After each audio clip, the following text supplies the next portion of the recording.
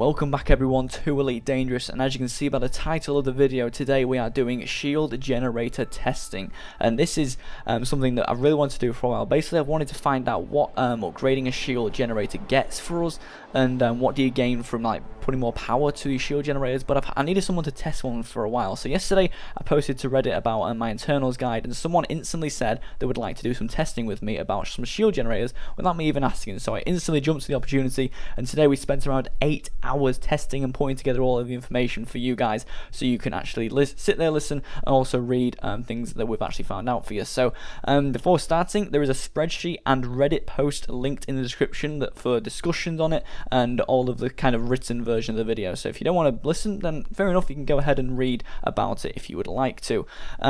Basically, that spreadsheet is also hard to understand. I couldn't do it at all. It was actually created by cmdr player 1, who I was with all today, so thank you very much, John. It's been very, very fun to do.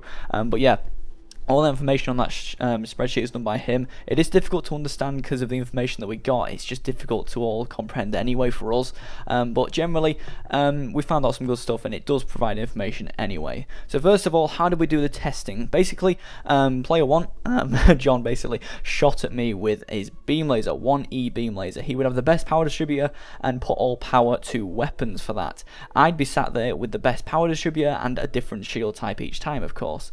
This was using software then that I timed the time it took for my shields to go from fully charged to depleted from his 1E beam laser, and then a testing section with full pips to shield, no pips to shield, and various pips to shield was actually made. So firstly, what do we gain from upgrading our shield generators to the next better rating? For example, from 4E to 4D. Well, we get around a 7 to 8% stronger shield per rating upgrade inside of a class. So for instance, from 4E to 4D is a 7 to 8% increase. From 4B to 4A, it is also a 4% increase. Now it should be noted that more power is also drawn per upgrade of the rating, but the optimal and maximum mass actually stay the same for a class, and I'll get into those maximum masses and optimal masses later on as well, guys. So you're looking at some results quickly. You can see with Cobra class 4 shields, maximum pips into the engines, and you can see that, or into the system, sorry, you can see the ED, CB, and A. It's kind of a 7.5% increase for each one of these, and yeah, just some very, very steady results there. On the Sidewinder side of things, class 2 shields, again, maximum pips into the engines. An outlier there for C, something went wrong as usual, but yeah, everything else kind of steady increase on that as well. So you can see from an E to an A, it's around from an E to an A, yeah, on a Sidewinder, it's around 3 seconds or 3.5 seconds increase there for that better shield. It does cost quite a lot more, so you might want to consider maybe not upgrading. This is what this video is for. So the next set of testing was with the power distributor and how that would affect our specific shield. So for instance, I chose a Cobra with a class 4D shield, and we tried 4 pips, 3 pips, 2 pips, 1 pips, and no pips into the shield. And as you can see by the test results, it's a huge difference, guys. With 4 pips into your shield, you can almost gain double the uptime versus 3 pips, and you know, more than 100% over time on the 0. So it's really awesome, guys, to have those pips into your shields. Now that is for capacity. Of course, you're still going to need pips in your shields to actually have your capacitor charging to then charge your shield as well, which is the way that the power distributor works, as well as increasing the capacity of your shields. But as you can see by this, if you're getting shot at, just go straight to 4 pips in your shields. Going to 3 pips is okay. Going to 2 or 1 pips, it's a waste of your pips. You can be putting them in engines to get away from fights faster, or you can be putting them into weapons, which will, of course, allow you to shoot your weapons for longer. So good information. They're looking at the Sidewinder as well. You can see it's the same story. With 4 pips into your engines, you're getting over 12 seconds of uptime against the 1E beam laser, and as soon as you drop down to 3 pips, it's less than 7 seconds. It's crazy, guys. Having those 4 pips into your systems is a major capacity increase compared to anything else, and I would fully recommend you to have no pips into your systems rather than 2 or 1, because of the negligible increase when you actually have them in it. So we did also find out some more things, which was about maximum mass and optimal mass.